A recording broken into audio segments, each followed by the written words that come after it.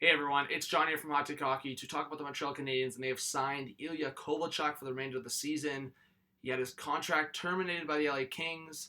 In under 20 games this season, he had 9 points with the Kings, and he hasn't played in over a month.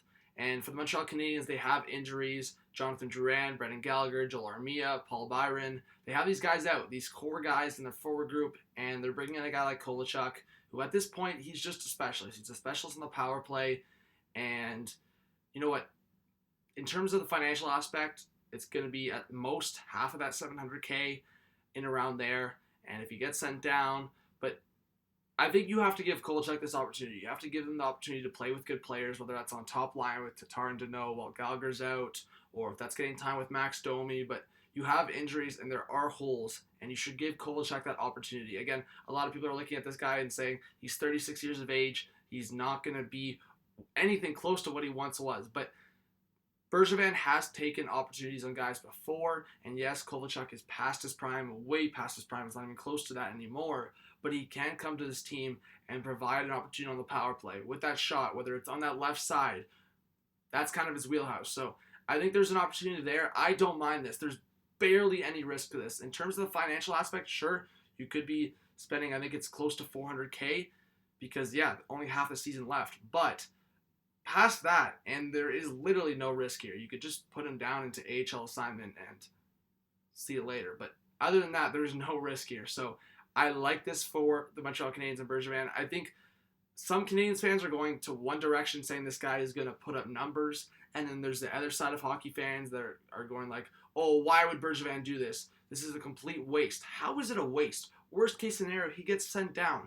You have 4 players out.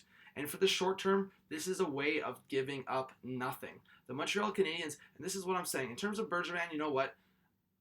I'll give him some backlash in terms of he just hasn't sometimes made the right moves. But in terms of asset management, which I always preach about, he has been great. I mean, you're talking about Mike Riley and then getting a 5th round pick back. And he only spent a 4th round pick in terms of getting that left shot defenseman that they needed, which was Marco Scandella. Kulak is now out of that top 6, and Kovalchuk's taking his number. Scandella's taking his spot, so Kulak got the worst part of the scenario. But you're getting Scandella, who's a lot better of a defenseman, and he's played in a top 4 role before. He's going to play with Fleury on that bottom pair. You're going to see Mete with Petrie, and then obviously on that top pair, you're going to see Sherratt and Weber. So I think for the Montreal Canadiens, this is a good move. These are some good moves for the Canadiens going forward, but for this Kovalchuk move, this is a good move for the short term.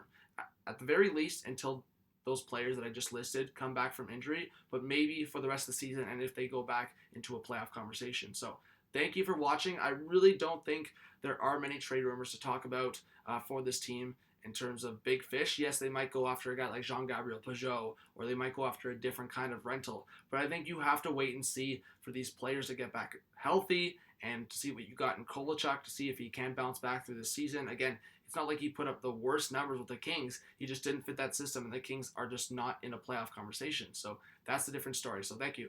If you can, please subscribe to the channel, drop a like. Thank you for watching. This was John from Hot Take Hockey. Have a good one. Peace out.